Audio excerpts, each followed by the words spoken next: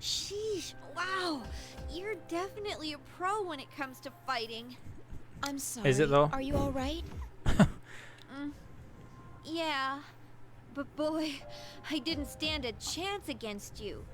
Hey, what's all this about you being a robot? She is upset by her loss, but seems cheerful. She didn't show this open-mindedness before the fight.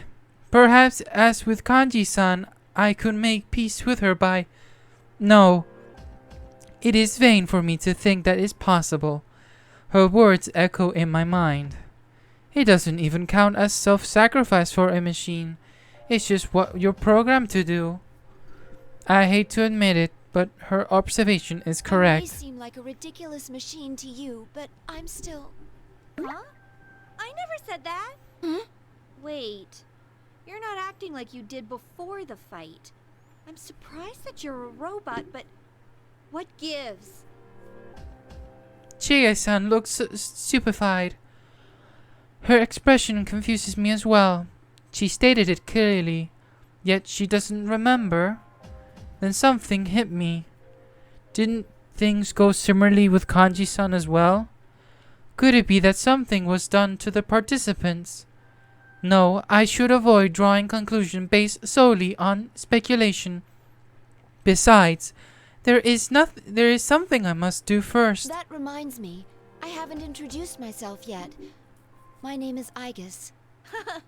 Looks like we let our fists say too much before we opened our mouths. I saw the introductory video. You're Chie Satonaka, correct? Yep. Oh, you can just call me Chie. The carnivore who's discarded womanhood. Okay, you didn't need to bring that part up, and I didn't discard anything. I can use a persona, but I'm just an ordinary high school student. I go to Yasugami High. So anyways, are you, seriously a machine? No fooling? Yes. I was created as a weapon for a certain purpose. It may be difficult to explain to you. Nah, I can tell from the fight you're telling the truth. Huh, so you're not cosplaying. It's a bit weird to cosplay. Then again, it'd be pretty nuts for someone to come out here to cosplay. No shit. Speaking of which, Chie-san, can you tell me what this place, this world, is? I confess that I am looking for someone. While pursuing them, I heard the rumor about going inside TVs and ended up here. Oh, right. You can use a persona. That's how you got into the TV. Where should I start? I don't know exactly how it works, but this place is supposedly a realm formed by human thought. By thought, does that mean this is someone's mental landscape? Pretty much. I guess so. Then we've physically entered a mental world? Through a TV, no less? How can this be? To tell the truth, I never understood it so well myself. There was this insane monster thing around town up until early spring. It created this whole world, and I got my persona because of what happened in here. Chie-san folds her arms with a troubled look at her on her Come face. to think of it, all this stuff should have been over and done with. But you see that ad showing on the monitor over there? It suddenly started getting shown on TV in reality. There's no way we were gonna stand for that crap to be shown. So that's why me and my friends came in here to put a stop to it. Your friends are here as well? Yeah, a couple. Also, that Teddy guy who's hosting this, plus the girl Rise who's serving as commentator. They're my friends too, but they're acting so weird. She lets out a sigh. Sorry, listen to me, babbling away. Do you think you can find this person you're looking for? Actually, could whoever it is get in here? I don't think normal people can enter the TV. To tell you the truth, I have already encountered one such person, but I tell her about the girl I saw. I give her all the details that I can remember. I recall that she called herself the Student Council President. She did not seem aware that she was inside the TV. Oh, you mean the girl who was calling herself the Student Council President? Yeah, I saw her too. She was yelling into a bullhorn to stop this foolishness, but then she ran off saying she was gonna go talk to the tournament's host. she was wearing the same skirt that you are, Chie-san. It seems to be part of a uniform. Are you acquainted with her? No, I don't know her. It's funny, that girl said she was elected last week. But if I remember right, our student council president was a guy. I have many doubts about her. I must meet her again and figure her out. Thank you. I now have a better understanding of the situation. Well then, I should be going now. I would like it if you could come along, but I know, I can't leave here, right? I'll stay put for now. I will come back for you later. You may find it hard to trust me, but No, I believe you. Chie-san replies unhesitatingly. I've been through so much over this past year that I'm pretty confident I can read people. Honestly, though, what other choice do I have? If you run into any of my friends, tell them I'm okay. I will. After wiping the dust from her right hand with her sleeve, Chie-san extends it to me. Aida-san, right? So, if this was some fighting manga, we'd beat the tar out of each other, then shake hands in the end as best friends. A powerful enemy can become a powerful friend, you know? I clasp her hand. She smiles in embarrassment. Friendship can do amazing things. I saw that for myself last year. And you and I can be friends too, so, you don't need to talk like you're just an object. Chie-san. Don't look at me like that. You're embarrassing me. Come on, get going. Go! Yes, I'll see you later. Energized by Chie-san's words, I run towards the entrance. I turn around and wave to Chie-san. There is more at stake than Labris. I must protect these people. I swear a vow to myself and leave. Bonding mode with the Chie, but let's see who is our next opponent. I feel it's not gonna be easy. Well, I think we've done with Kanji and Chie, so I hope it's not you, because you can wreck me. As I exit the gymnasium, I remain cautious while running down the hallway. Suddenly, I pick up a response on my transmitter, which has been silent until now. I stop and focus on picking up the signal. Guess you hear. Can you hear me, I guess? The staticky. The staticky transmission soon becomes clear. It is a voice I recognize very well. Mitsuru-san? Good. It seems you're all right too. It's been quite a while since I last used my persona in this manner. To think it would be useful in a place like this. Is Akihiko-san with you? No, we were separated, but I can still sense him. I doubt he'll be defeated that easily. She is speaking out, not out of carelessness, but trust. I know because I feel the I'm same. sure you're aware by now, but although we came in search of Labris, we appear to have been dragged into another incident. Don't worry about meeting up for now. Under the present conditions, we'd only end up fighting amongst ourselves. Understood. I don't know how Labris ties into this situation yet, but be careful. Before I can answer, the static grows louder and the transmission ends. Knowing that Mitsuru-san and Akihiko-san are okay gives me room to breathe. The invisible walls are everywhere along the hallways, forcing me down a particular path. Most likely Yukiko, maybe? I follow the route. Soon enough, I came to see the shoe lockers up ahead. It seems I am back at the entrance. When I reach the entrance, the monitor nearby turns on as if it were waiting for me.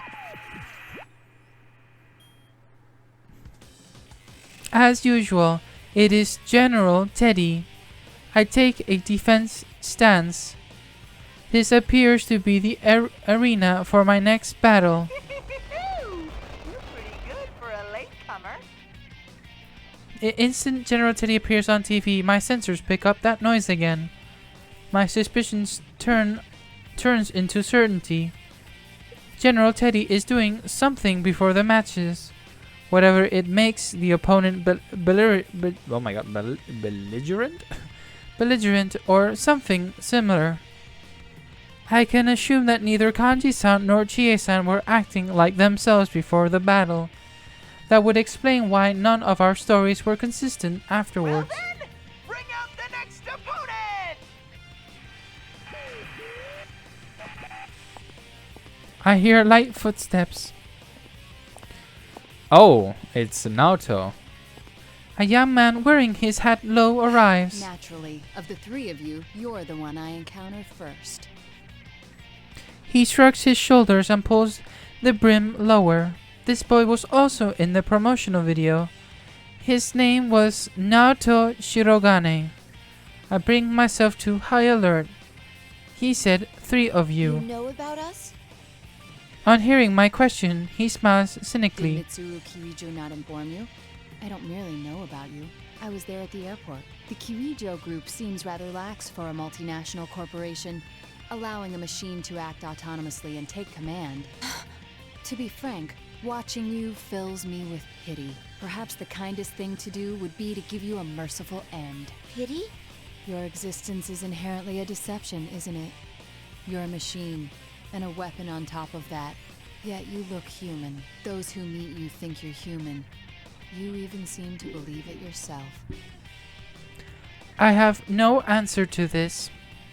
As much as I don't want to believe it, it's all You were true. built to consider yourself human in order to activate the ability to wield a persona. Your appearance and your heart are only prerequisites for that power. You will never find the means to cross the gap between the human heart and your mechanical frame. No matter how much you want love, you'll never earn it. At best, people grow fond of you. He sounds as if he knows my for certain. I hang my head in spite of myself. The more I consider the matter, the more I genuinely pity you. I'd best hurry up and put an end to your pathetic life. Naoto-san draws his gun. Because my eyes are lowered, I am slow to react. I already knew that we had to fight, and yet I curse my carelessness and quickly stand back up. Alright, Naoto, I'm gonna bring you down. We have to finish Aigis right now, and then we head on to my favorite of them all, Richie, Elizabeth, and then we can finally head to the main story of the game. This is, like I said, this is mainly prologue, so. Finally. Damn it. Damn. Damn.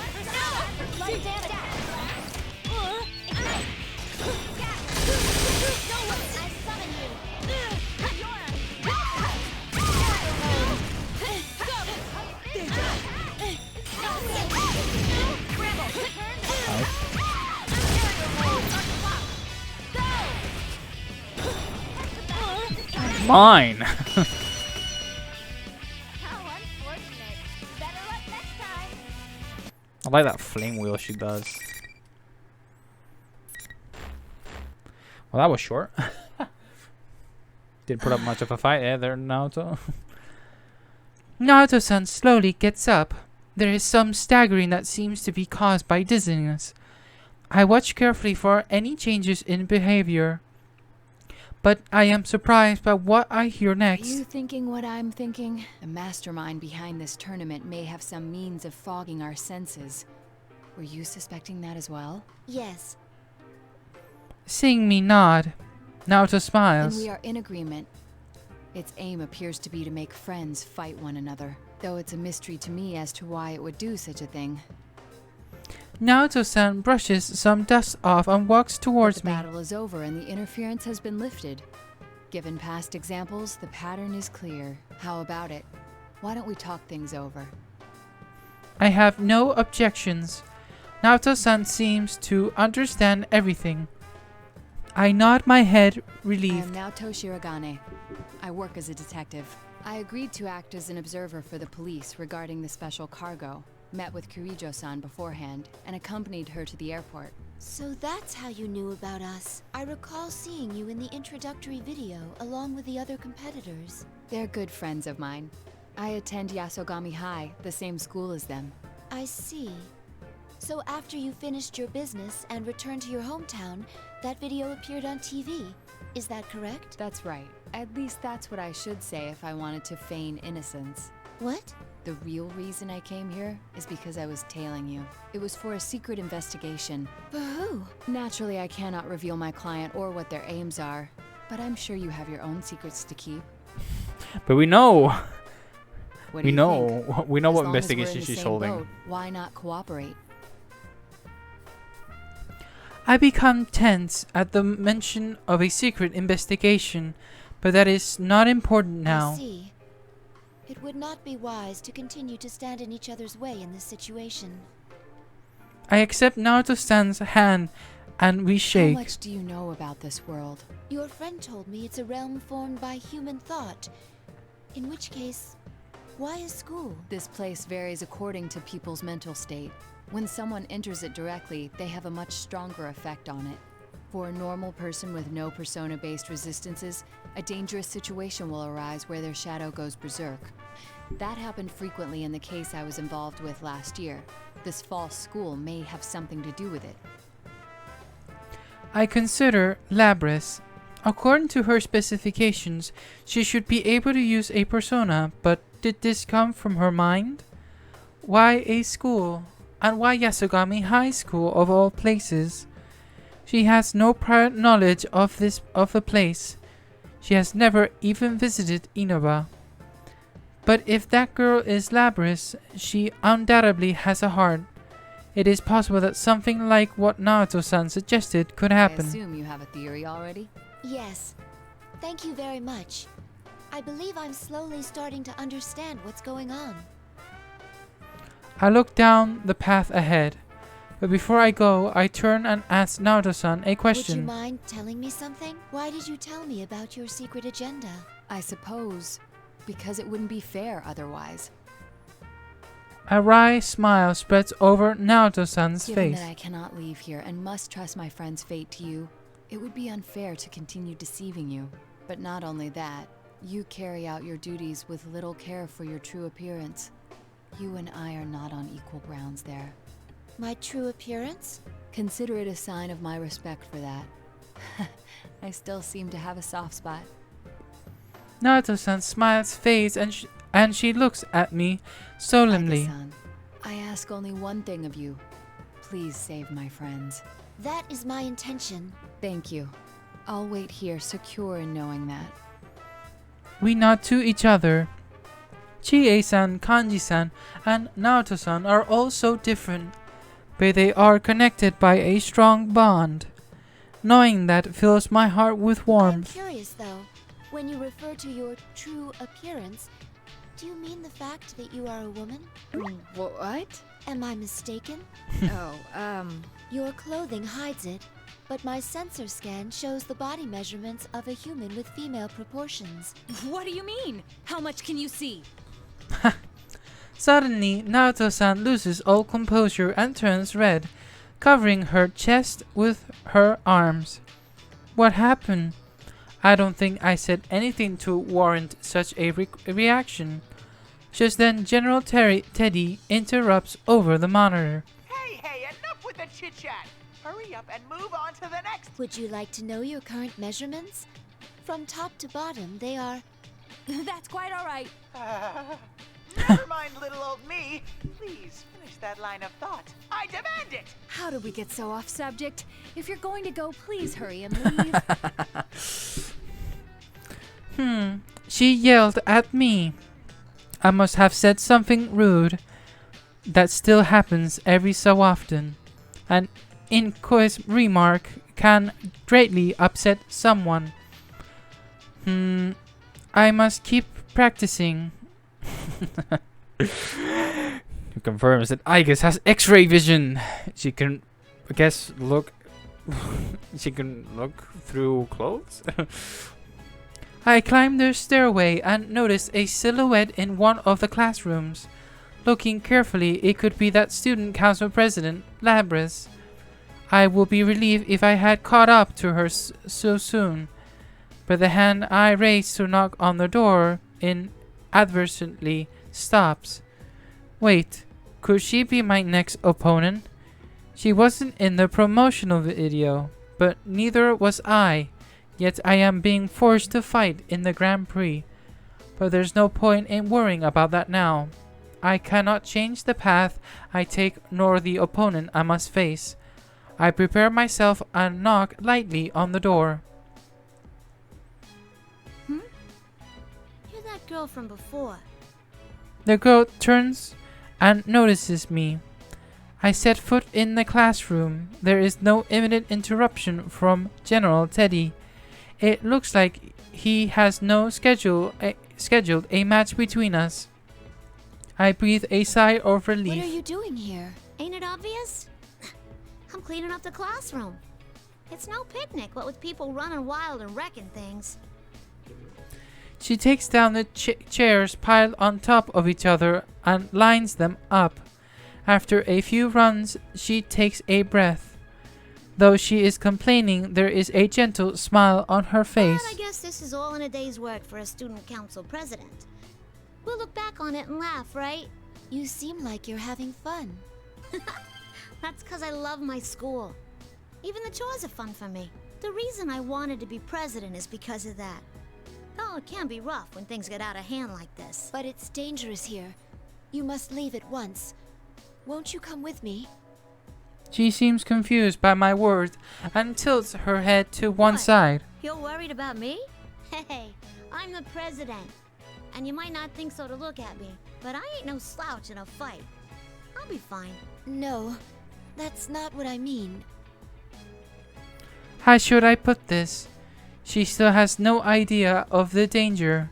She walks up next to me, takes a long look at my face and giggles. Clothes are pretty out there, but I can see you mean well. Thanks. Some of these students won't listen to a word I say, but I feel like I gotta be here. No, I wanna be here. Even if it puts you in danger? You're really a drama queen, aren't you? Oh my Who's to say I'm god. in danger for sure? Besides, Her eyes burn with affection for something dear to even her. if you're right, I'd wanna stay here. There is no need to test her commitment. It is consistent with the fact of this world being created. Then is she I always human? wanted to go to school with everyone, just like normal. That's all. Does that imply you couldn't do so before? You're asking me that now? Honestly, back then, She stops abruptly.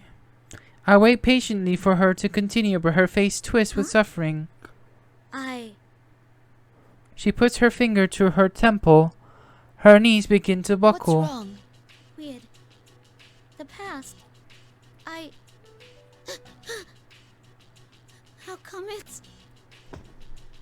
She begins to fall, and I catch her. At the present moment, there's a strong reading from my fingers as soon as I touch her. It's so strong, like touching a hot stove. This is the same reading as when I first stuck my hand into the TV. It is coming from a personality module, a piece of lost technology that researchers had called plumes of dust due to their shape. I have one inside me as well. This is no merely strong evidence. It is conclusive. There is still questions to be answered, but this girl can be none other than Labris. At the very least, she is not human. Sorry, I'm not feeling so good all of a sudden. The memory she is trying to access is causing conflicts with her current level of awareness. If she tries to remember, she will not be able to maintain her mental state. The memory is that charged. I hold her close and wait for her to calm down, but her reaction does not improve. It gets worse. She shakes violently as if electrified. Suddenly, bright lights burst in front of my eyes. Is something flowing into me? I quickly let go of Labris, but it does not fade away easily. Images I don't recognize flow together in my head, one after another, at incredible speeds. Are these Labris's memories? The torrent of data finally subsides. I analyze the data to find out what happened. And then I understand.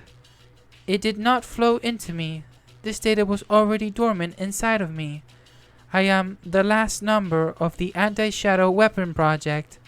I inherited all the data from the previous models of the same type, both tangible and intangible. Labrys' memories were part of it. Normally, the developers would not upload data into me that was unrelated to battle, but the Plume of Dusk is a black box. It is possible that something was transferred somehow through that. Thinking about it, that might have been the reason I thought I saw Labrys at that airport. My glimpse of the newly awakened Labrys caused my buried records of her appearance to be called. Perhaps that is what happened. Okay. So that only confirms that she's the last model. I guess it's the last model. But also she has every single memory from previous models as well. Interesting. There won't be any new humanoid weaponry. There won't be an 8th or 9th shadow weapons. Unfortunately, the memories I have just accessed are in complete disarray. I can't just flip through it like an album. The video records were not in chronological order, meaning I can't make sense of them in their current state. However, there was one memory that left an impression on me. The sea, that cerulean sky and lingering clouds, the emerald blue water. All of the other memories are of cold mechanical rooms or the night sky, but this one is different. What was that just now? Labrys staggers as she stands up. Before I can ask her anything, she abruptly shakes me off and runs out of the classroom. Wait! I try to chase after her, but after only a few steps, I trip over my own feet. The information overload was prevented me from making any sudden movements. I fight through it, dragging what feels like several times the weight of my legs Are when you sure you want to take that girl out of here? I stumble to a stop and look around, searching for the hidden speaker. This is the only place she can fit in. No one will understand her once she steps outside. But she can't become human either. So she has no other choice but to wallow in this illusory school. Pitiable, isn't she? But this is the only way she can be happy. We're already fighting her shadow. Are you going to take that from her? Who are... I stop suddenly realizing the answer to my question and catch my breath in my throat. This voice, it's mine. What will you do after you take her from here? Lock her up in a box again? How cruel. No wonder she ran away. Ran away? What are you... You don't mean... You finally figured it out? Labrys wasn't brought here by some sinister mastermind. She escaped on her own and came here. That can't be. The suspects in the hijacking case... I'm sure you've seen the opponents you fought so far robbed of their sanity. Have you forgotten already? You're saying that was Labrys' doing too? Yes. Her heart gave birth to this world, and that power is one of her abilities. From some special equipment. With a power like that, wouldn't it be simple to control a number of ordinary people? It's true that the hijackers were confused and that there were signs of some mental interference. It does seem strange to go to so much trouble to come to a place like this. If she did in fact do this, then she must face herself. What gives you the right to say that? Suddenly, the tone of her voice changes. She speaks very gentle, like a parent correcting a child. You've experienced suffering before, too.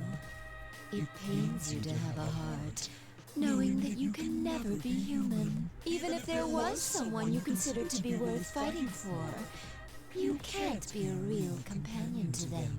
That's why you chose to protect them as a weapon. But in the end, you still lost them. What do you know about me? Mere words will not cause me to abandon hope. A brave bluff. But a tool like yourself can never be a true partner for a human. Doesn't your heart yearn to be by their side and to be loved? It hurts so much that I wish I could go back to how I was before I gained a heart. Has that really never once crossed your mind? I think not. That pain will never completely disappear. It will always fester inside you. Isn't that right? Even if you take Labris away, the same will happen to her. She'll become just like you. Is that a fate you want for her? You see, here you can have anything, as long as you look away from the truth. That doesn't just go for Labris, but for you too. Even the things you have lost forever. Here, you can have them back. What are you? I cut myself off, realizing that I am becoming fascinated with the voice. This isn't good. I cannot let the voice deceive me. I must get its speaker in my sights first. I carefully attune myself to the source of the voice and quickly turn in that direction. But the person standing there is me. Or rather, something that looks like me. At first, I think that the overload is still affecting my sensors, but that is not the case. I'll take away your suffering. Now, take my hand, Aegis. I smile and extend out my hand. I feel dazed. This is very confusing. I don't know what to do. My mind advises caution, but my heart doesn't listen. But all of a sudden, a door opens in the corner. My interruption of this seemingly trivial conversation. Elizabeth! This unexpected event brings me back to reality, and I realize that I was nearly seduced by its promises.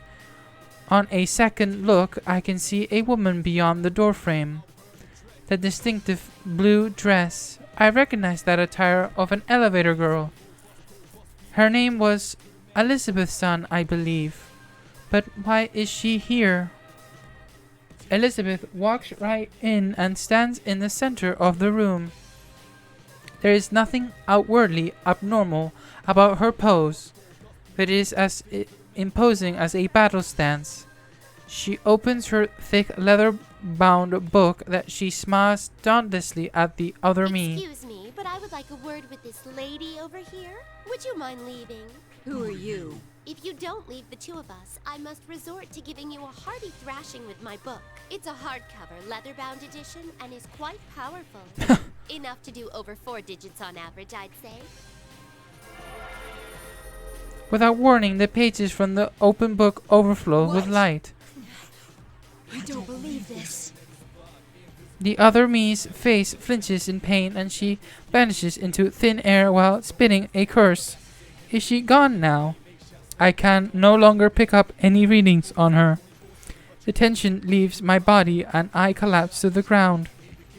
While I am there, Elizabeth walks towards me. I first met her 2 years ago. Her attire is somewhat strange, but the place I met her was even stranger. A blue room, that is the only way to describe that mystical space. Its residents call it the Velvet Room. I do not believe it is at all part of the real world. There Elizabeth was one who governs power.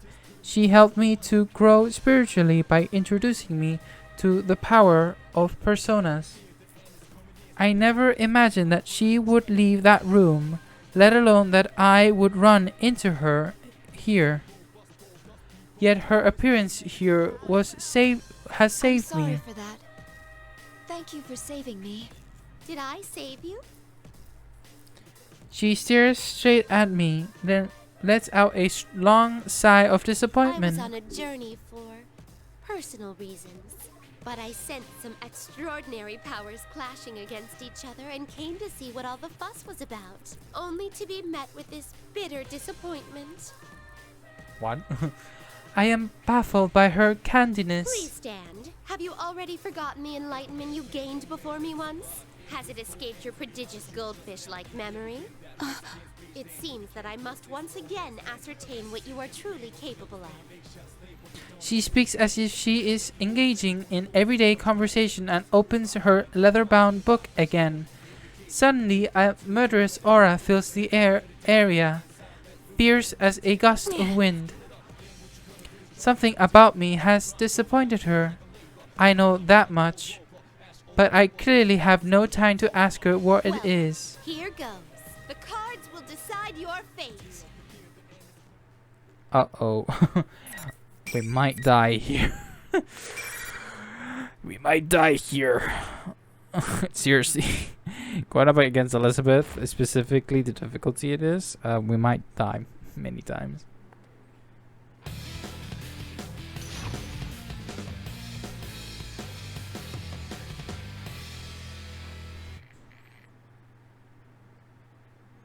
Alright.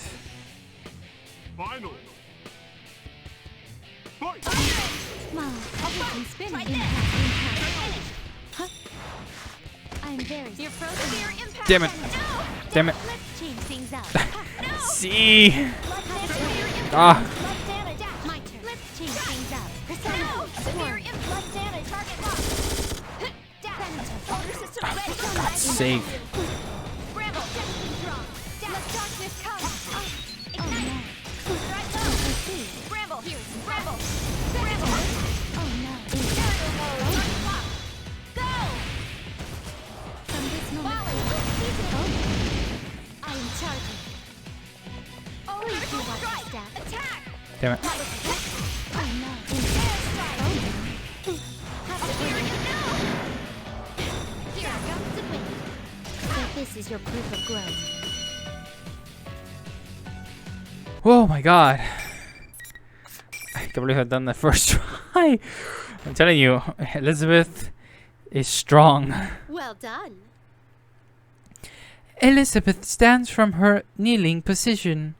Though she lost, she did not so much as break a sweat, while I, for my part, am detecting strain of my entire drive system. I can see myself lacking the energy to even speak, reflected in Elizabeth's clear eyes. You are indeed neither man nor any ordinary machine. You are truly singular.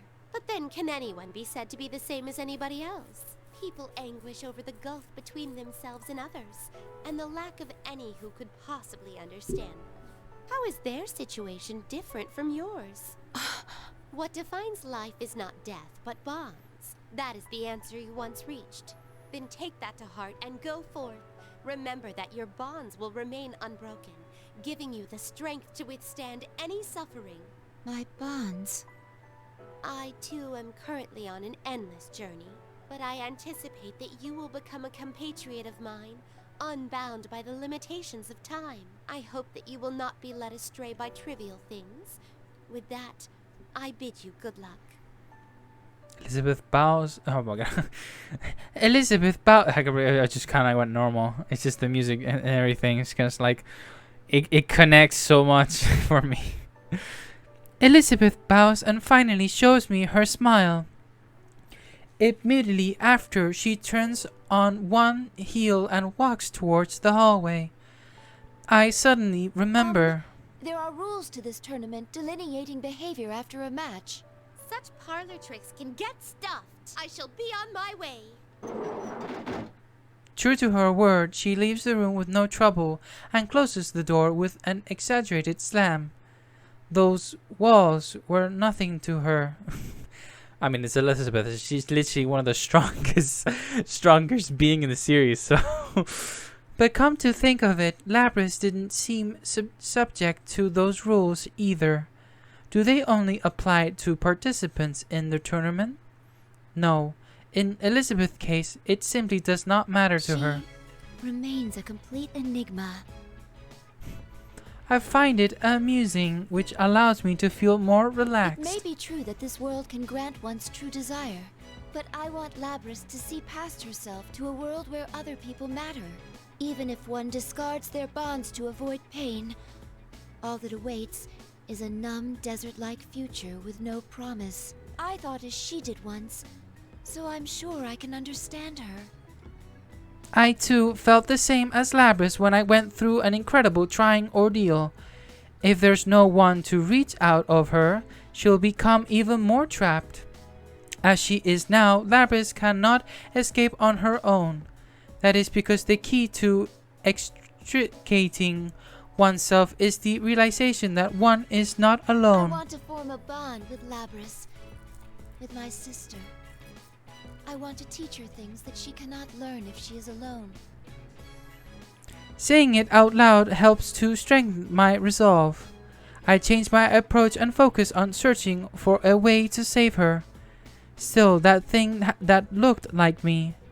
Was that what Naoto-san meant by a shadow going berserk? My own shadow. Thinking of it that way sheds some light on things. Of course, I can control my persona and have some resistance to the effects of this world, but the heart cannot be easily stabilized. If the same thing happened to Labrys, I suddenly realized the dangers involved. I impatiently suppress these thoughts and dash out to the hallway.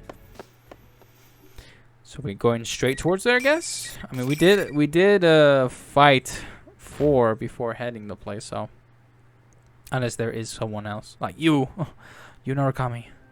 I follow the path formed by the invisible walls. Eventually, I climbed the stairway to the 3rd floor.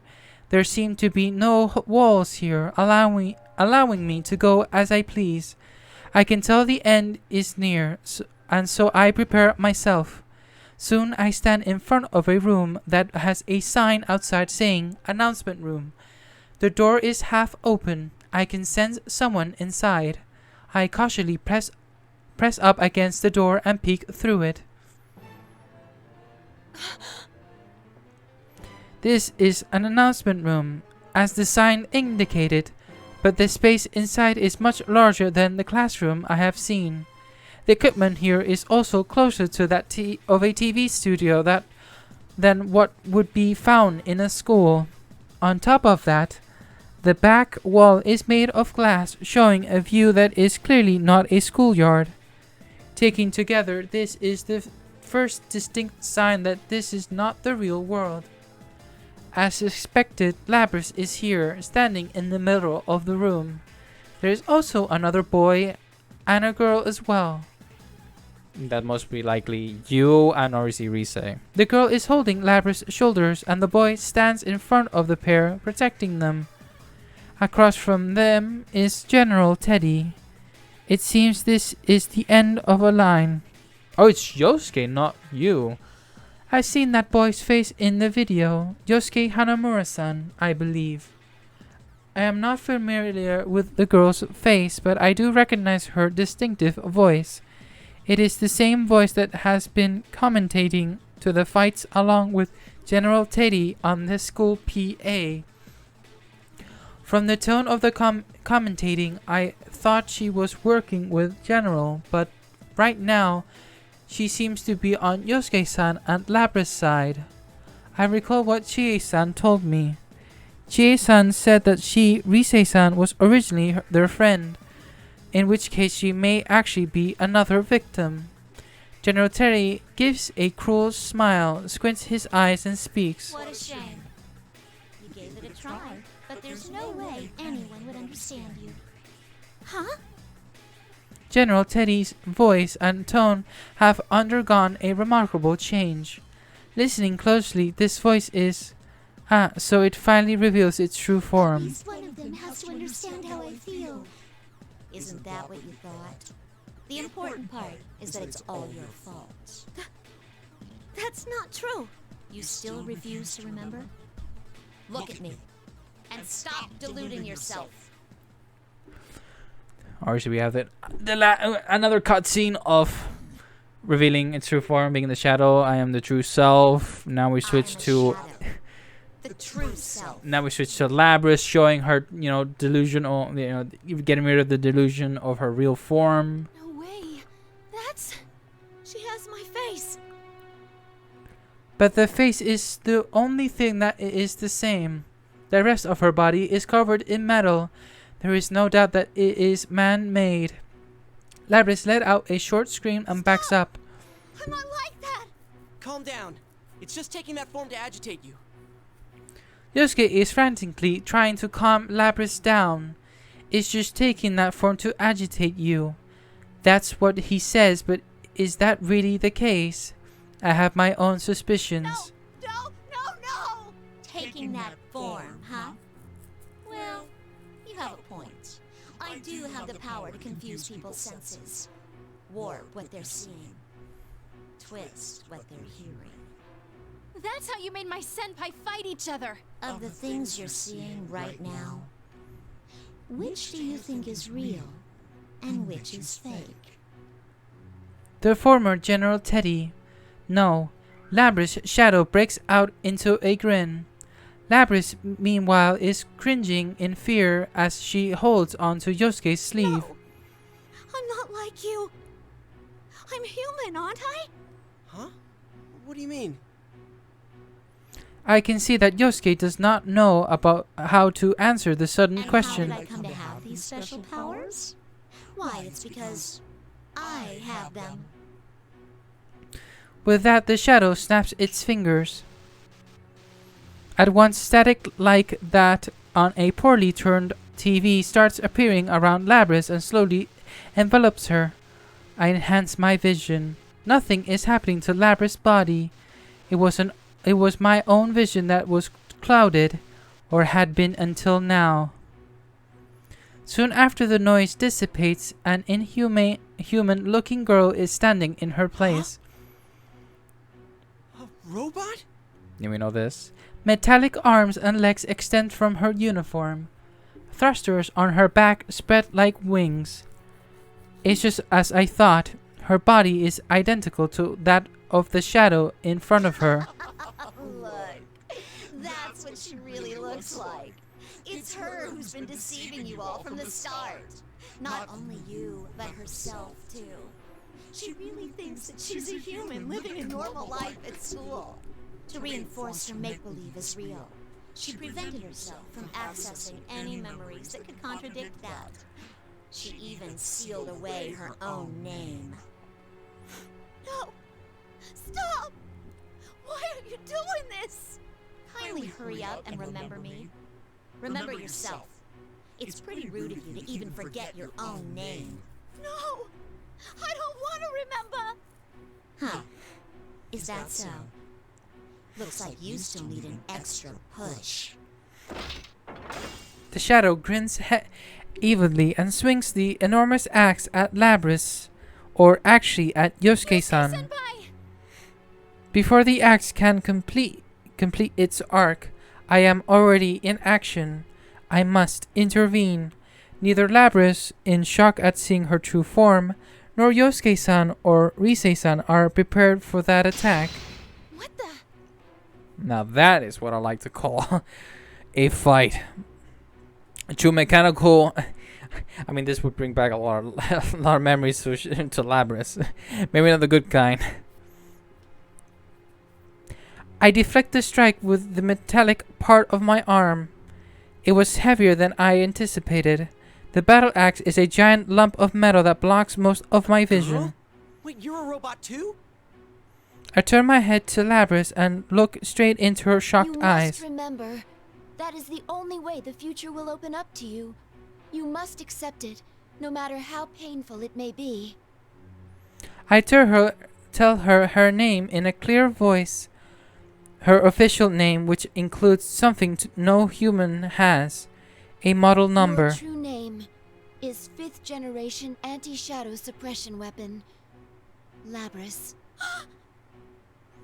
Labris quivers violently, as if an invisible arrow had pierced her chest. We fighting? No, we're not fighting. Yet. Labris? Labris murmurs her name to herself.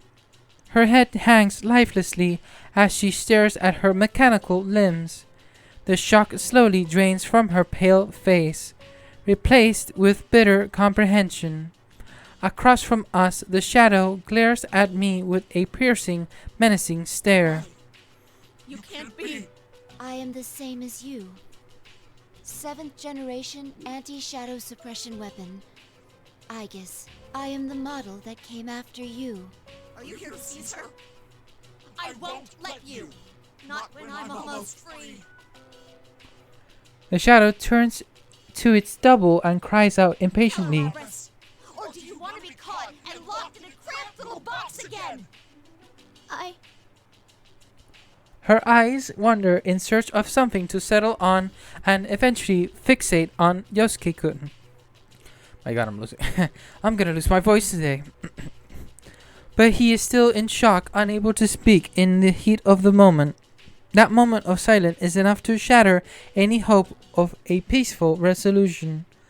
Labrys smiles lifelessly and hangs her head. No, don't get me wrong. I was just a little surprised. No, it's okay. That's how a normal person would react. Her sad, weak voice makes my heart ache. I won't let you take her back. I will gain my freedom, whatever it takes. Suddenly, the shadow fires its arm out. A long chain trails from behind it, warping itself around Labrys many times over. The shadow begins to pull her in with its winch. Unable to struggle, Labrys is dragged over to her captor, who lifts her over its shoulder. Then the shadow then runs with full speed out of the announcement room. It fled with such explosive velocity that it is hard to believe it was carrying its own weight. I gave chase. It is unfortunate that I cannot explain the situation to Yosuke-san, but I have no choice. I exited into the hallway and see the shadow make for the stairway leading upwards. This is the top floor, so it must be heading for the roof. I climb to the landing and take their stairway 2 steps at a time before throwing open the door. But what I find there is not what one would expect to see on the roof of a building. It is best described as a TV studio. The spotlights hanging from the scaffolding, the cameras here are there. Up until now, no matter how warped things got, they still looked like part of a school, but not here.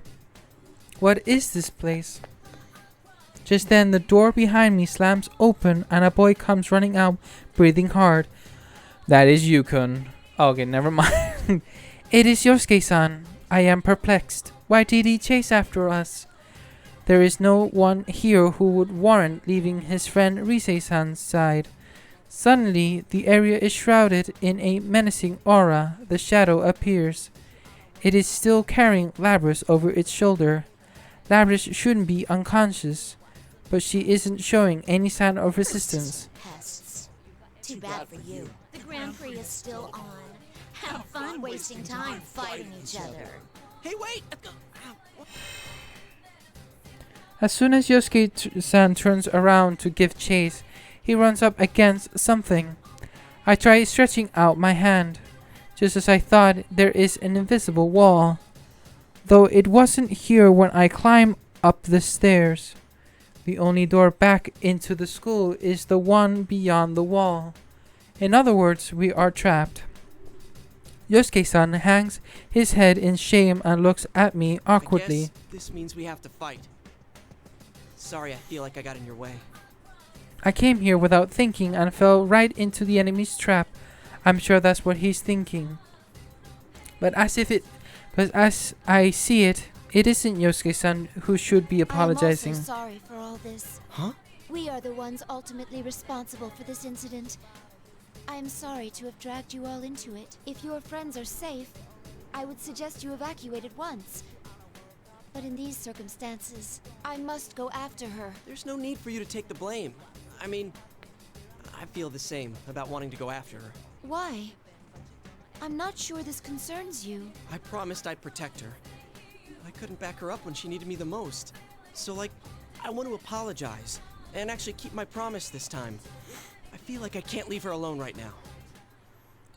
In his eyes, I could see a glimmer of determination. I think I should explain certain things to you. I'm not authorized to disclose everything, but... I've reviewed the important parts for him. that personas and shadows are universal, that they have existed since ancient times, and that there are probably little known battles and parts of all the world to harness their powers. But he's already know that though. That I have experienced in one such battle and was in fact created for that purpose. I am a weapon given a heart in order to use a persona. I explained that Labrys was a prototype long sealed away, one that was lost during a recent incident. Yosuke-san doesn't seem to swallow all of it, but he listens attentively nonetheless. There are shadows outside the TV too? Who would have thought? I was surprised as well to find out that a world like this was accessible through televisions. Believe me, we were pretty shocked last year too. I looked straight into the boy's eyes without laughing at his attempt to lighten the mood. Only the winner can leave, so we must fight. There is no ignoring that cold fact. I suspect that Shadow set this up to buy time. We don't have a moment to waste. I don't say anything, but Yosuke-san seems to get the picture. Can you tell me something? What's going to happen to Labrys once you catch her? I cannot answer that. Yeah, I thought so. You did say that she was a weapon after all. Not really surprised you can't talk about it with outsiders. Is that all? I must go get her back. If you cooperate with me, I am sure I can knock you out painlessly. In response to my blunt suggestion, a wry smile appears on Yosuke-san's face. However, his eyes still have that gleam. Sorry, but I can't back down. Are you really going to fight me? Not to boast, but you would challenge a living weapon? She said she wanted to be free. Hey, I made her a promise. I want to see it through. I guess you could say it's a guy pride thing? He jokes about it, but there is resolve behind his words. He will not back down. What he is really saying is this. My feelings for Labrys are as strong as yours. I smile inwardly, though it does not show on his face. I accept your challenge. If for a fight. No, hold on, that's gonna keep up for Yosuke.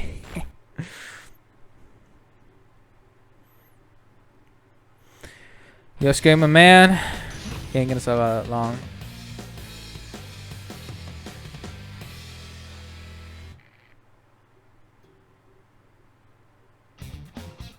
Final. Fight! Fire missile! End mode! Behind you! Fire! Volley! Scramble! Exhale! Scramble! Light damage! Maximum! Heavy damage! Persona! Emergency! Unleash! Heavy damage! Damn it. Simply weapon! Damage! Damn it. Heavy damage! Persona! Hit! Target! Heavy damage! Damn it.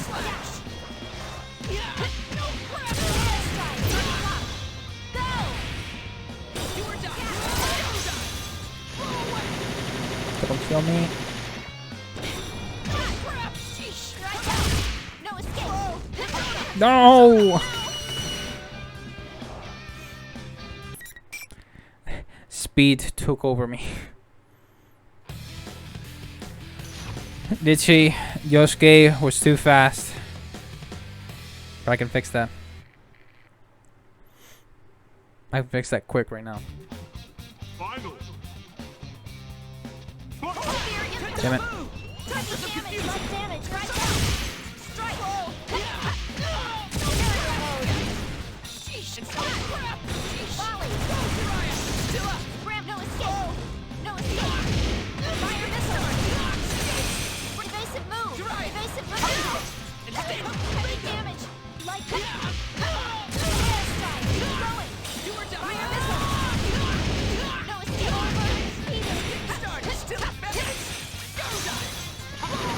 Damn it, didn't give me enough time.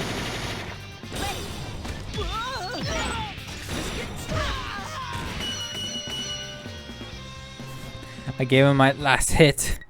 The shin cracker. Because her feet are made of metal, they'll crack their shins. Actually, that's kind of painful. Yosuke-san smiles sheepishly at me from the floor. I had a feeling I didn't have a chance against a pro like you. Ow. You sure are strong, Aige-san. Are you all right? He waves his hand to show that he is fine. He should be exhausted. Perhaps the male pride prevents him from admitting Looks it. like I'll be staying behind. I will do what I can to not force anything on my sister that she does not want. Can you tell her that I wanted to apologize to her too? Of course, I'll tell her myself once this is all over, but... Oh, and one more thing. Tell her we can have a party when this is all over. Yosuke-san. Oh, you're invited too, of course. My heart is warmed. He is not just worried about Labra's safety, he's worried about her heart. I nod vigorously. Yes, I will make sure to tell her. Though, we are not capable of eating food. Will that be a problem? Really? Nah, it's no problem at all. Thank you. I will save Labris from this world, from her cell of solitude. There are people in the outside world who accept us as allies. Some of them consider us friends. I am happy that hope is so close by. That shadow looked pretty strong. I will. Please stay safe. As he cheers me on from behind, I leave the roof. Well, we have a Labris to face up against.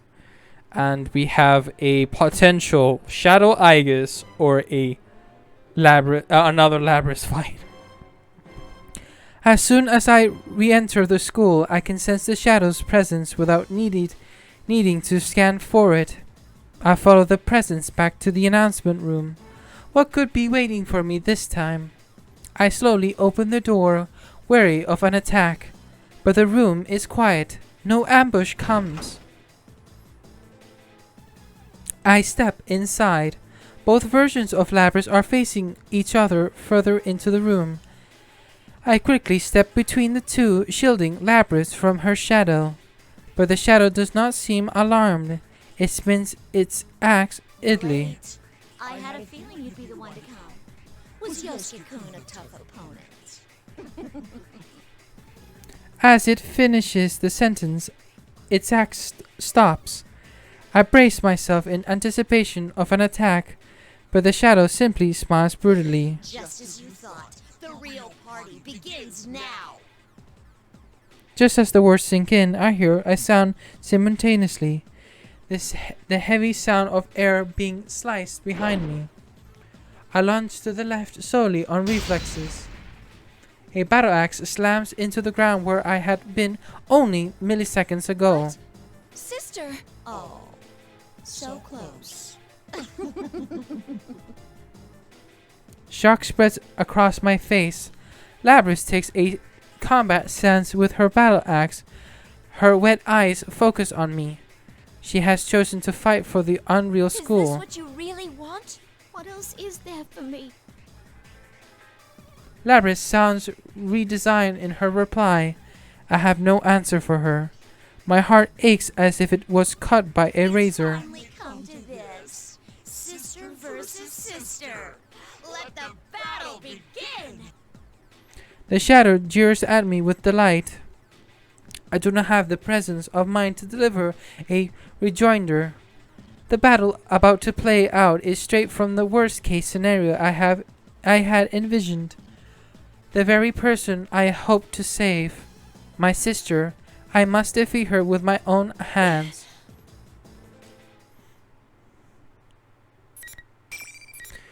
Well, I guess we're having 3 fights remaining.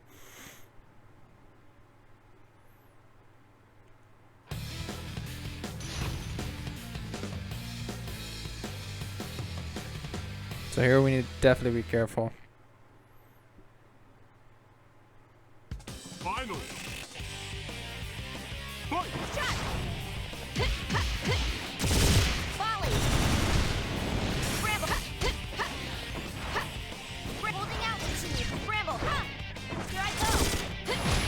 Damn it. Light damage. That was close. Severe impact. Dash. Scramble. Shot. Airstrike. Persona. Going. I summon you. No. Shot. Scramble. No. Okay. Going. Scramble. Ignite. Scramble. Holding out. Scramble over. Airstrike. Firing. Uh-oh. No! Ready. Here I go. Severe impact. No. Emergency. No! Severe No! impact. No! Heavy damage. No! Oh my god! I was clinging for my life. See, and that's what Labrys does. If she gets you correctly, she can one-shot you if she can. Labrys loses her strength and falls to her knees. Why? Why can't I stay like this? Did she crack her, like... that sounded more like cracking your, like, knuckles instead of machinery. The hope she risked so much to gain has been shattered, she mutters piteously as she falls. She is not the only one who wants to collapse. I never imagined this would be so painful. Every time my attacks connected, I felt as if I was tearing out a piece of my heart. This unwanted exchange of violence, ending in one of our destruction, leads to nothing but despair. Each time I felt that pain, the memories of Labrys I saw in the classroom, those vivid images, made sense. The sterile mechanical rooms that made up most of her visual memories. It must have been the facility where she was created. At the facility, Labrys was forced to endure the same pain she's feeling now. In order to gather combat data, she was forced to destroy her sister modules, even though they had hearts. Not just once or twice, but over and over and over. It's too much for my mind to immediately comprehend. Agitation spreads through me like a fever.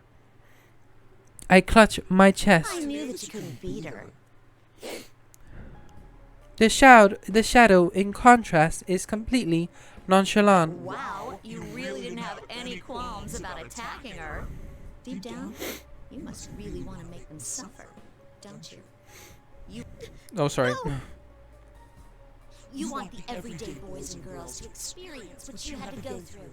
Okay, I mean, we already kind of know Right? this. That's why we're in a school having a fighting tournament.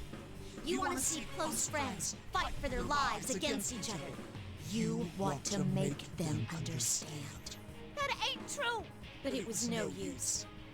Even another living weapon can't understand you. It's all right, though. You don't have to worry about that anymore. I'll take care of everything from here. I'll destroy anyone who doesn't understand you and comes to get in your way. Please stop. That's all a lie.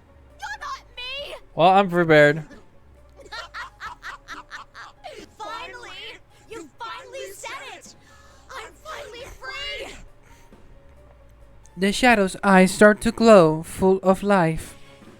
It isn't just a change in its attitude, its power seems to actually be rising. There's something in its conversation with Labrys catalyzed this change. Too late. It hits me. What did the shadow want with Labrys? It was trying to buy time, which meant it needed something from her. It's time for the true star to take the stage. Its shout shakes the air. As if it, in response to the cry, the room begins to warp. The view beyond the window shimmers ominously.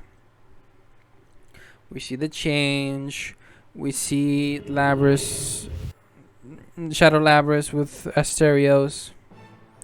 A giant incinerator appears from the darkness. Countless chassis are falling into the cruelly destroyed. Illuminated by the blood-red light of the flames, the shadow reveals its true self. Seeing Labrys look alike commanding a giant beast behind it brings to mind the summoning of a persona.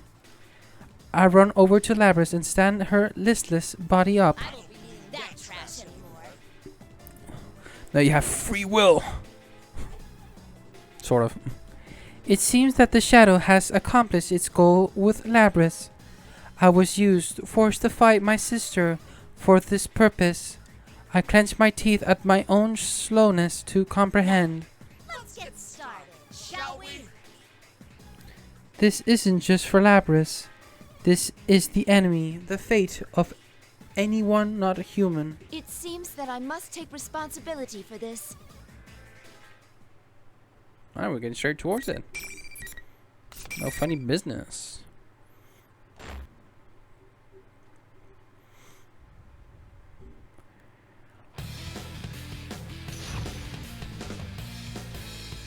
Now the thing is, would we fight Labrys once more after this? Or is it another Shadow Eye, guess? Finally. Fight!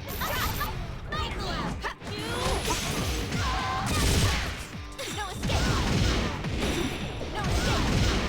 Bramble, for damage! Fire! No escape! Fire missile! Heavy damage! Oh wow! I missed! Light damage! Volley! Light damage! Oh wow! Some damage dash! Upward! Dash!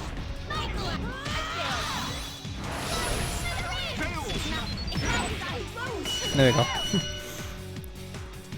Maybe being the whole thing of, I don't know, it's not the zoning, it's actually the what I'm sensing in Shiso P is her Orgia mode. The monster's form melts away as it dispersed like fog. Only a silhouette similar to Labrys remains.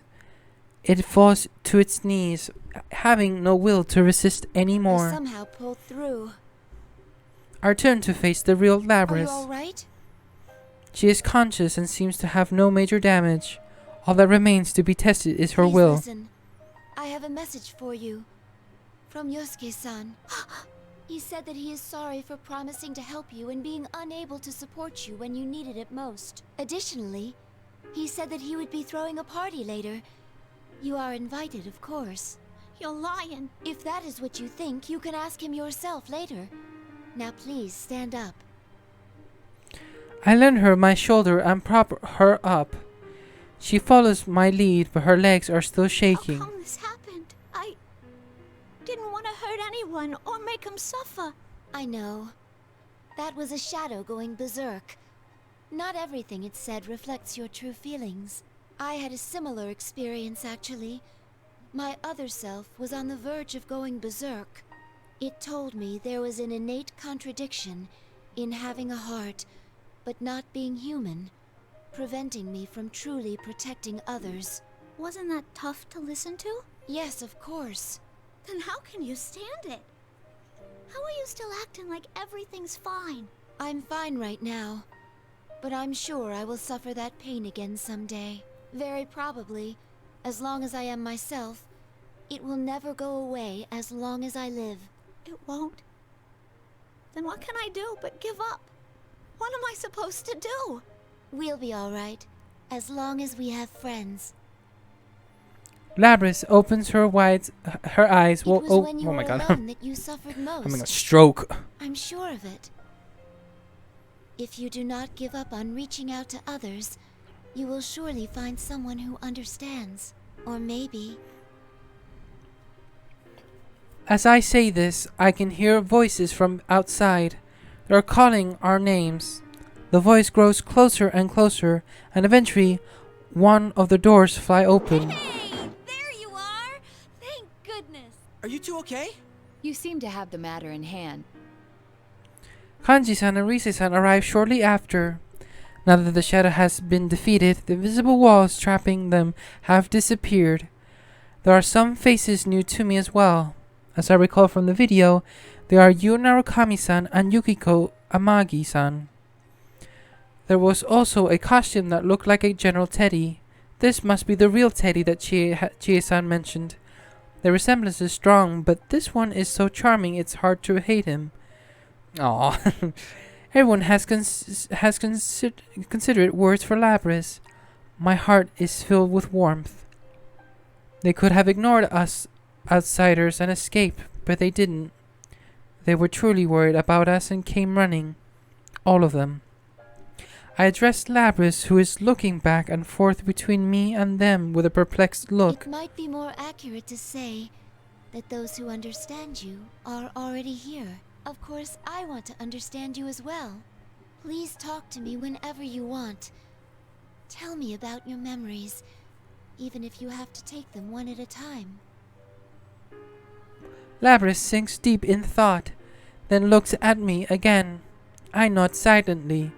She slowly starts walking and stops in front of the shadow, who stands as quietly as a real one, at the other end of the room. You were right. I was always alone, so I had no one to talk to, no matter how much it hurt, and I went and blamed that on them. We have the cutscene of basically accepting herself. You don't need to watch it. We watched it once. We don't need to watch it again. This reminds me of us from last year. Yeah, it's the same thing. She's really no different from us. Yosuke-san and the others smile. To acknowledge one weakness in front of others, they must have earned their personas through the same ordeal. I can see now why their bond is so strong.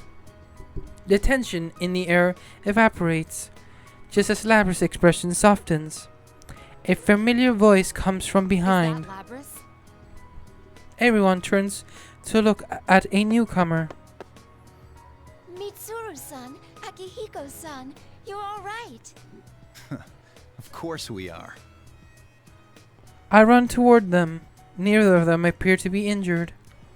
I notice that they aren't surprised to see Yosuke-san and the others. They must already be aware of the situation.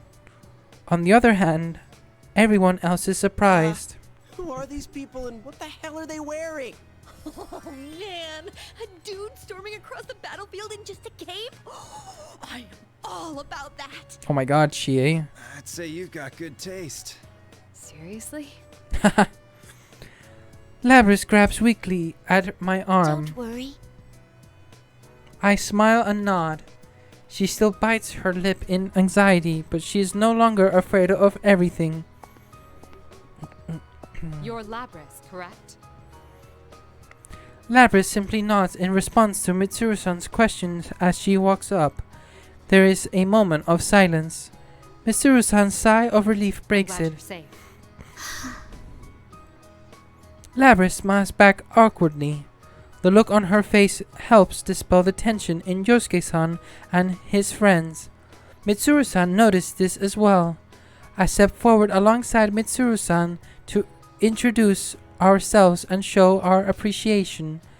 It seems they have never met a persona user who didn't awaken in the TV world. We spend some time discussing our respective circumstances. Alright, our last fight is here. Teddy leads us back to the roof. They say that this was the place they used to enter and exit this world. Labrys, who still doesn't quite understand that she is in the TV, cocks her head in bewilderment. Yosuke-san and his friends gather around her and explain everything. She is shocked at first, but as she grows accustomed to the idea, she begins laughing. Revealed, I leave Labrys to them. I approach Mitsuru-san and Akihiko-san. I relate to them all the information I have gathered into this case so far. I tell them that the tournament's host was Labrys' shadow, which had emerged from her, and that Labrys may have not been stolen, but that she may have escaped on her own. She has the ability to manipulate people's senses. That would explain the signs of mental interference found in the hijackers. We were able to discover Inaba through our research. Perhaps she used the same methods. It would have taken time, but she was sealed away from over 10 years. Although she was caged, it is not clear whether she was conscious or not during that period. She had more than enough time. Mitsuru-san and Akihiko-san show no surprise, but they do let out a long sigh. In contrast to Mitsuru-san, who is lost in thought, Akihiko-san goes to get an answer straight from the source. Lapras startles when he taps her shoulder. So when did you actually awaken? Akihiko-san's question is blunt, but Lapras handles it calmly, knowing that it is the natural thing to ask. No, I can't remember. She is being honest. She had used her ability on herself. Not even she knew what she really was. But Akihiko-san seems skeptical. Having no memory of it also means that she is unable to deny Please, it. Mitsuru-san, can you be lenient with her? Mitsuru-san folds her arm and thinks. I know she's in a difficult position. Though Lapras may have a heart, it does not make her human. She is a weapon with dangerous capabilities. Mitsuru-san cannot decide based on her personality alone what measures to take, especially now that we are affiliated with the police. We have to set an example. Yeah, would you, please? Yosuke-kun. I know I'm asking without knowing the whole story here, but please don't lock her up again.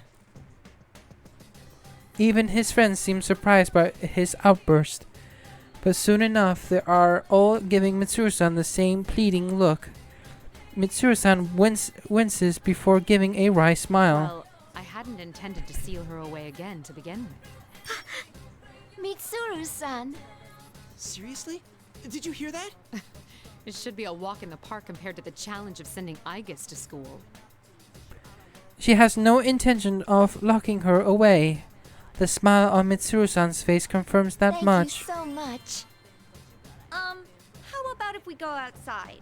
This isn't really the place to stand around and chat. Yeah. Well, it was a hell of a way to start off a holiday, but at least it's over. Man, why'd that shadow have to pick our school and us of all people? Good question. Mitsuru-san and Aiga-san freeze. You know, that is odd now that you mention it. I was told this place takes its shape from a person's memories. Why would it become this high school? I had picked up on that incongruity as well. Putting aside that Inaba was chosen as the escape destination, why was a specific school so carefully recreated? I also have my doubts about Labras's power. Strictly speaking, it doesn't rob one's sanity. What her power really does is cloud one's senses with illusions.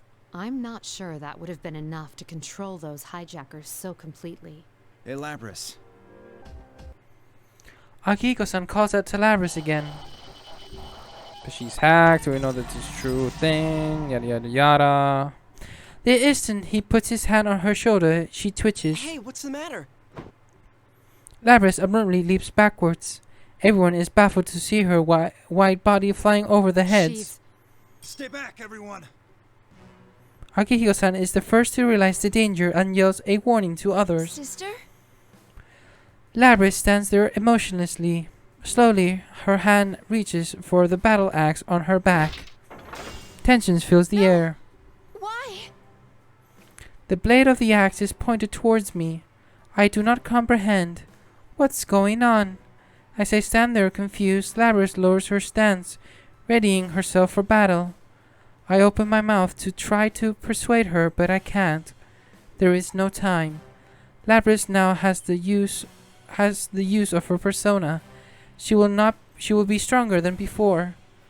If I don't focus on counterattacking, I'll lose. I clench my jaw and hold her in the despair that threatens to overwhelm me. I must concentrate on the problem at hand. Okay, so we are fighting her. I mean, it wouldn't make sense if obviously in the end we fight her shadow, because you know Elizabeth kind of saved us from that. Third time's a charm. Can't get enough of Lapras fights. Final. Or gear mode. Bramble,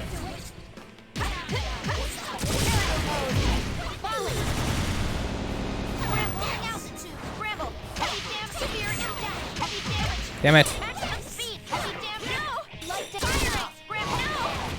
Light damage. Oh, hi. Cut it up. Here I go. Strike. Going. Turbo mode. Persona. Firing. Severe impact. Light damage. Down. Scramble. That's how we do it.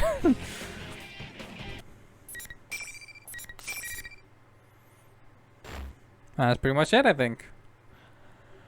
Alright, so no more fighting. Labrys falls to the ground with a thud. Labrys. I try to run to her, but I stop when I hear an unearthly voice. Succeeded in repulsing it yet again. So I guess we're facing off again. Very unexpected. Everyone takes a defense stance and look around. What is this? I'm not getting a good feeling about this. It's certainly an ominous presence. That voice. Is that my voice? Yes, it is. Before I can react, an unnatural looking shadow, a clump of darkness thick as a pool of blood, forms next to Labrys. One true enemy rises up from the sludge. It is a sight I will never forget. Agisan's shadow? To think you'd fight back this fiercely. No wonder you once drove back a god. Yes, I want them even more now. Want them? What does that mean? Yosuke-san lashes out at the enemy, but it ignores him and continues talking. Sadly, it seems things won't be going according to plan this time. But I'll make use of what tools I have to the very end. This is my last chance. No, more like a marvelous entertainment. Entertainment? Instead of answering, it raises its right hand over Labrys. Stand, my puppet. Labrys stands up as if being pulled by strings. Is it controlling her? Sister! She doesn't answer. Her face is a blank stare and her shoulders hang unnaturally. She's every inch its puppet. Confused, I look again at the enemy. Is that my shadow? It looks like me, but its voice, its powers, they are also different from mine. But before I can come to a conclusion, the enemy uses Labrys to make its next move. This form is exhausted from constant battle and will be useless as an asset. But unless you destroy it, it will keep rising up and attacking you all. What will you do? With a battle axe in hand, Labrys dashes forward without warning. Her attack is much more forceful than it is in the last battle. Even with all my strength, I'm pushed back. Oh crap! If this keeps up... Let's do this!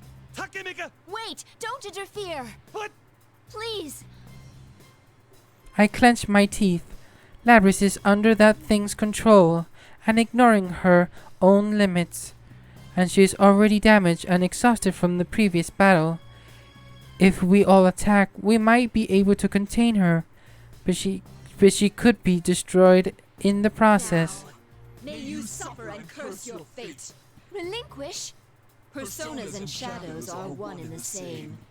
If I poison your hearts, I can recruit shadows with unparalleled strength. Wait, what? You mean turn our personas back to shadows? The heart is frail. Its weaknesses are never fully vanquished.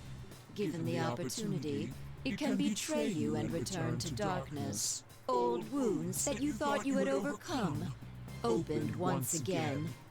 You almost let go of your hearts, your personas. This one's desire to make people suffer was perfectly suited for such a plan. Plan? You caused all this to gather strong shadows? You bastard. Who are you? You had best hurry and decide. Who will be destroyed? This shell, or the lot of you? Labrys flies through the air again and unleashes a full-force attack. I am forced to one knee. If she attacks again, but just when I am sure it's over, something Sorry, happens. but this show is over. Out of the corner of the eye, I see Mitsuru-san stand straight up. Suddenly, the menacing aura surrounding Labrys is dispelled like magic. For the first time, the enemy seems shocked. Fled from the spell, Labrys falls to the ground. I run to her and cradle her in my arms. What was that? Mitsuru-san smiles defiantly and glances up to the sky. You made it in the nick of time. You saved us, Yamagishi. An answering voice echoes in my head. That soft but extremely reassuring voice. Are you all okay? Fuka-san? Fuka Yamagishi-san. She's a fellow ally who helped us overcome the challenges we faced in the past. I cannot help but smile with surprise and joy. So you had a third assistant. Ooh, what a soothing voice! My Teddy senses are telling me that this is a real cutie pie! Fuck's sake, Teddy. Is this like Rise-chan's persona? Wait, where is she? This feeling. What the?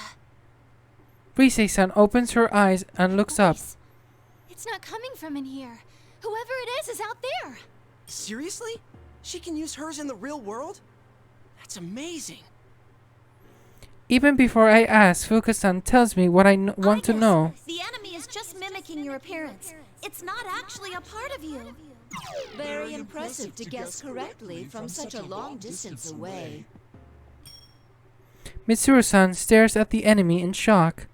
We hear Fuka-san's words as if she's speaking, but technically there is no sound. Then transmit her voice directly into people's minds. Other people should hear nothing. Yet the enemy is responding to her. I raise my guard in spite of myself, but there is no fear in me. My doubts about the enemy, my hesitation, are gone. My heart starts to burn. What is this? I never felt this heated emotion running through my body before. You must be the one behind all this. You stole Labrys and threw her into This a is TV. literally Aiga's theme. You were after Persona users from the start. That's why you chose this school and tampered with Labrys's memories. Such a banger. And you just demonstrated how you controlled those hijackers. So this must be the real puppet master. Then, that voice who tried to dissuade me back in that classroom. You're quite slow for a machine. Can't you tell by looking at me who that was? So that wasn't something my heart saw, but just a malicious whisper. The fire in my heart is stoked higher, and I make a fist without realizing it. I thought this entire incident was just an unfortunate event caused by my sister's suffering, but her pain was all orchestrated by someone. This isn't her tragedy. Someone saw to it that this would happen, and not just to Labrys. Whoever did this tried to manipulate the pain in my heart too, by posing as my shadow. And to top it off, the culprit posed as everyone here to make them distrust each other, reopening old wounds. This was all an evil plan. I am not human, but because of that, I hold hearts and bonds of others to be scared. To be sacred, sorry. They saved me. They keep me going now. And yet I tested those bonds and used our anguish of its own purpose. Our hearts were nothing but tools to it. Tools to hurt others. I see. I get it now. This rolling, violent surge of emotion. This shaking, burning eruption sensation. I realize that this is a type of emotion which can best be described in a single word. This is fury. Are you angry? All right, I'll play along. The show must go on, right? You've gone too far. Are we fighting? Fuck yeah. I didn't bookmark. All because literally my fucking joystick. I got so much drift. Final.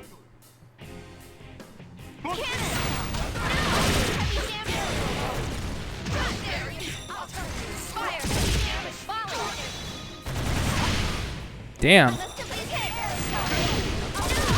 Damn. Damn.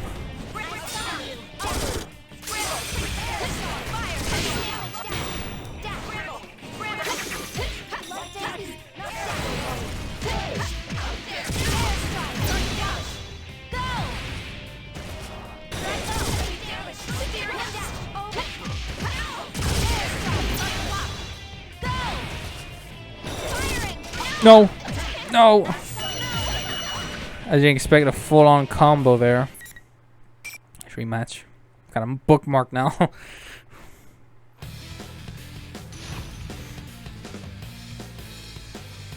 To be honest, I didn't expect the Ultimax controller would just go down on its own. I gotta say, I guess has been like literally the longest one.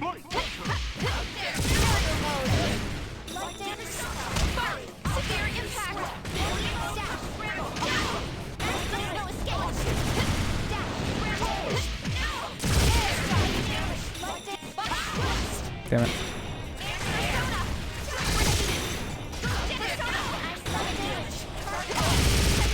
Damn it.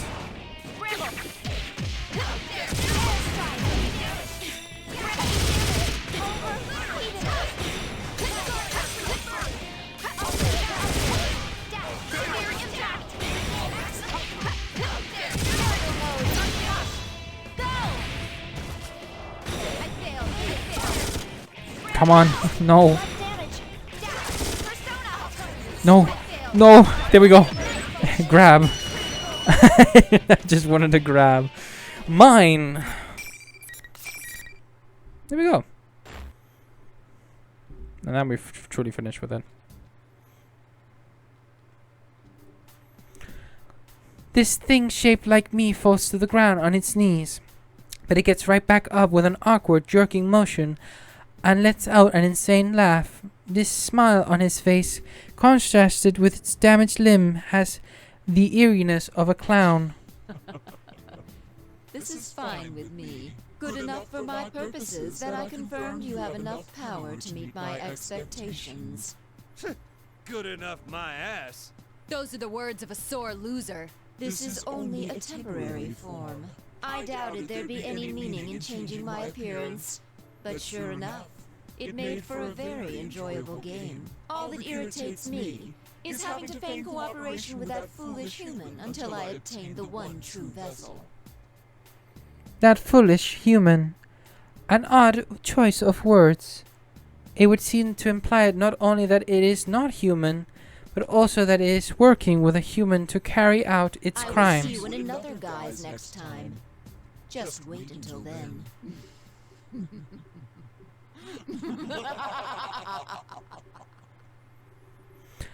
It let out a raucous laugh in my face. After that, it slowly fades away, dissipating into the air. Mitsuru-san quickly calls out. However, The reading disappeared. It didn't move, it just vanished. What could this mean?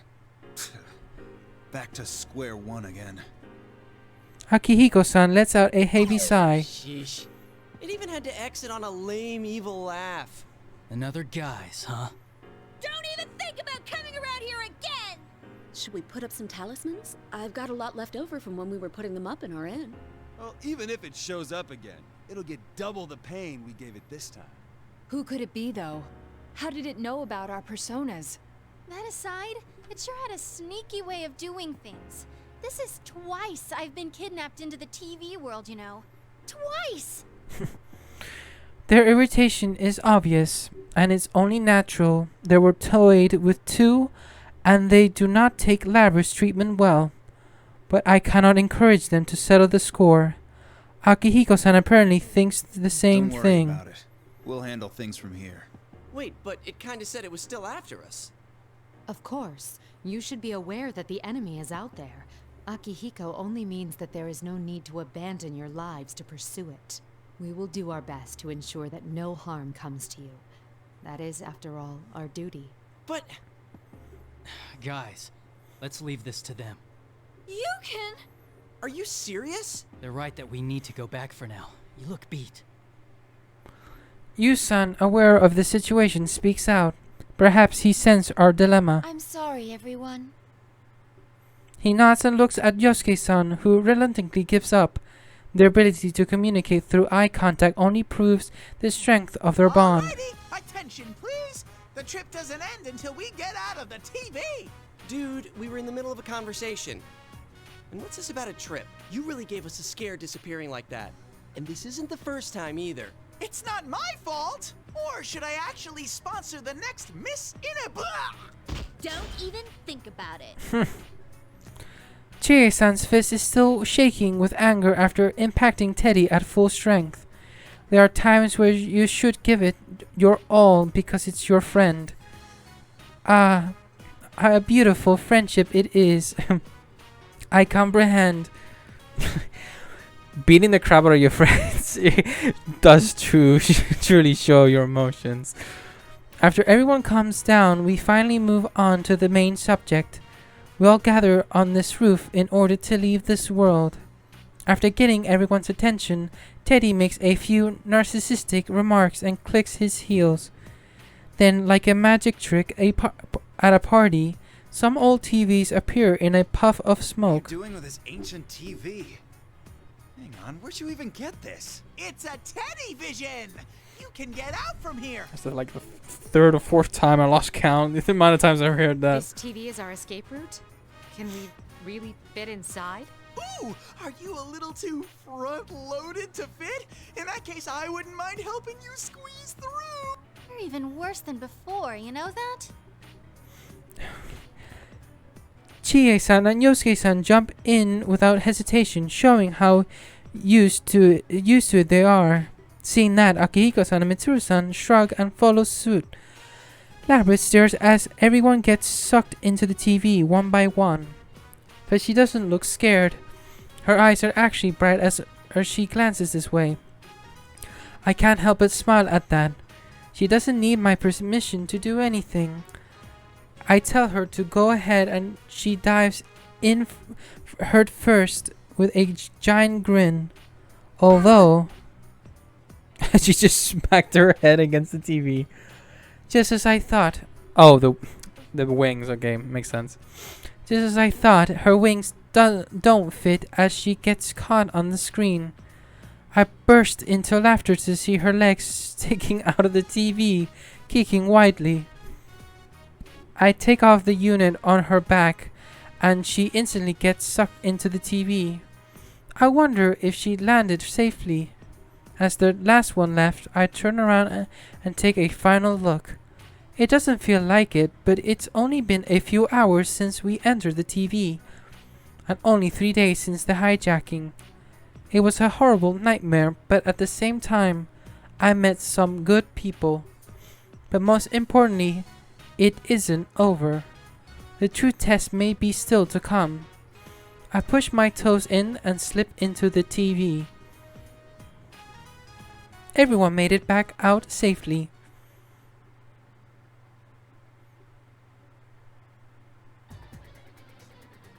When we return to the real world, I am surprised to find myself in Junes, a large department store. I have never seen Mitsuru so flustered. Even she could not have expected to emerge in the most crowded place in town, and from a display TV at that. But to make it back to the limousine, we have no choice but to walk through the store. Mitsuru-san in her skin-tight suit. Akihiko-san mostly naked except for his cape. Me with mechanical parts exposed, and Labrys with her axe or her wings, I suppose. Not to mention Teddy. Rise-san and Naoto-san are both public figures. One is an idol, and the other is a detective. Okay, so to summarize, you're just saying that we're literally the most... I guess we stand out a lot in public. Doesn't matter where we hide, people are gonna still find us and look at us. We make quite an outlandish procession. Considering the nature of our operations, I hope to avoid having my picture taken with phone cameras. However, as we walk along, I soon find that my fear of cameras is baseless. In fact, it is not cameras we need to worry about at all. It is the police. I find myself anxious in this completely unexpected situation. An arrest would mean disgrace as an unofficial unit. And I'm sure Yosuke-san and the others would like to avoid the inside of Juvenile Hall. Everyone hastily agrees with each other and takes off at full speed. I can hear Yosuke and Chie-san loudly complaining about the unfairness of the world. Mitsuru-san and Akihiko-san exchange fearless smiles, though cold sweat is streaming down both their faces. Teddy and Labra seem like they're having fun. Like, ooh, yes! My god, these two. I don't think they understand this situation. Yu-san and Yukiko-san run without a word, like determined athletes.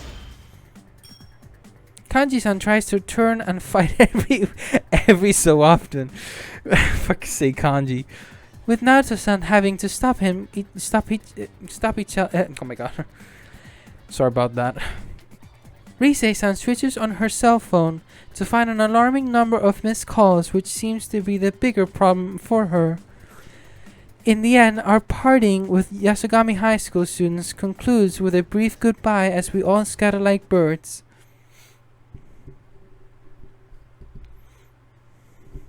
That night, we decide to stay the night in Inaba for a quick health checkup and review of the case. After finishing the necessary steps, we decide to take an early rest. The true culprit is still out there, and Labrys needs to get to a lab for proper maintenance. After 10 years of stasis, she was suddenly forced into a series of stressful battles. It would not be surprising if some of her parts are now malfunctioning. Considering the morning traffic, we should leave early in the morning. Or so I suggest, but Labrys has other ideas. May 4th, the next day. Our car is parked near an intersection away from the main road. We are here to say goodbye to everyone. Labrys wanted it this way. I am happy that she wishes to see people again of her own will. On the side of the street, all the people we met yesterday are gathered to see Labrys one last time. They wish to say goodbye to her, but they had not expected us to contact them. I asked if I could come see everyone. I wanted to give everyone a real goodbye. What do you do next? Are you going back to that lab? No. I decided I'm gonna work with Mitsuru-san and them. I want to do my damnedest to catch whoever used me to bait a trap for you all. Alright. Then I guess the party's on hold until after everything's really over. But hey, you should come see us again anyway. Promise me, okay? You got it. Labrys shakes hands with each of them. Even after we leave, Labrys keeps waving through the near window. Waving and waving and waving. Waving and waving. Even past the point where the human eye can no longer see her, she is still waving. After she has waved to her heart's content, she turns to see Fuka-san and I looking at her and blushes. Fuka-san giggles. I'm glad things went well. Oh, but first, it's good to see you again. This is becoming a real reunion. Indeed. Things are going to heat up from now on. I must get back and reallocate my staff. You're including me in there, right? Every opponent I made a mistake against on my journey, I made sure to go back and get a rematch. This'll be no different. It should spur discussion amongst the staff again about working Yamagishi into our unit. Huh? I'm still not sure about joining any special unit. Flustered, Fuka-san starts wringing her hand. Glazing on at the seat next to me, I notice Labrys looking at the sky through her window. The sky was so blue. There is a deep wistfulness in her voice. Back at the lab, they only let me out at night. But this, I feel like I've seen it once before. That same bright blue sky. Once before, I recalled the memory relating to those words amongst the countless memories of Labrys awakened within me. The sea, that cerulean sky and lingering clouds, the emerald blue water. In my mind, I placed Labrys at the scene, a white figure gazing from the edge of a pier. I know this scenery. From an instant, it feels that I do. Like a knot slowly undoing itself. The lid to a box inside of me opens, and something hot fills my chest. What had been only an image becomes a memory. Soon after, I understand everything. I know when Labrys saw this scene. I know what she thought when she saw it. What she wished for. I see now. Noticing my murmur, Labrys looks at me in wonder. The scenery from your memory was the pier outside of the Yakushima laboratory. Now that is one thing. I like the backgrounds. They give it like the actual more perspective to the situation. I mean, it's a bit weird that the tone that they kind of went with being like a visual novel. It's kind of weird, but at the same time, it's kind of cool sometimes. Which I hope in the future, most likely would happen in the future, there would be like 3D animated, that kind of stuff. Suddenly, Labrys' eyes opened in surprise. Was the final day before you were sealed. You made a heartfelt wish there. You hoped that your successor would make the same wish to see someone precious to them. And that meeting would take place at the pier. For foreshadowing, I guess, meeting up with the main protag. You dreamed that your successor would be able to go beyond that pier, to places you would never be able to see for yourself. And that even if your memories were deleted, your feelings would be passed on to the next generation. Labrys' ruby eyes begin to quiver. My words have unearthed her buried memory. That's right. It was at that very place where I met the friends I have now. When I was searching for someone, I found myself naturally drawn there for some reason. My memories return to a certain encounter. That day on that very same pier, I met him, my dear friend. I think it was because of your wish. My wish? You mean the thing I wished for that day actually came true? Indeed. It stayed alive for 10 years. Thank you, Labrys. It's because of you that I found happiness. Huh. I didn't know that. My desires. All the feelings I got from the others. They didn't go to waste. Tears streams down Labrys' cheeks. I stretched out a finger to wipe them off, but it is already wet from a drop on my own cheek. Mitsuru-san and Fuka-san smile at us gently. Fuka-san seems a bit teary-eyed as herself. I gotta thank you, too. You made me remember something important. After wiping her tears, Labrys looked at me, her eyes clear and determined. Someone I have to find. I need to meet her so I can tell her something. I am about to extend my hand to shake hers, but it now seems too distant a gesture for us sisters. Instead, I pull her towards me and look at her face to face. I'm sure you will. You're not alone anymore. We can search for her together. Yeah. Thanks. As the sun shines down, she gives me the biggest smile I've seen on her yet. And we conclude, I guess. And there we have it. So we now are going to concluding the P4 arena arc by playing, I think, down far one of my literally the best one for me. Second one is definitely Igus. It kind of gives that little touch in the end. It's kind of emotional. That Labrys' wish was the main, I guess, kind of foreshadowed and kind of like connects with Igus a whole lot. It kind of makes sense why Igus is part of, you know, the whole thing and how she, like, why she was in the pier in the first place. Apart that she was feeling that needs to find, obviously, with the main protagonist as Fate. It kind of gives like more of a deeper meaning towards not only to Labrys but also to Igus, and I feel that's a really cool thing they've done. But alas, I'm gonna end the episode here for today. I hope you guys enjoyed this. Next episode, we'll definitely be covering, well, the next two episodes, we'll be definitely covering Elizabeth, which is literally our last of the P4A prologue story before we head to episode P4.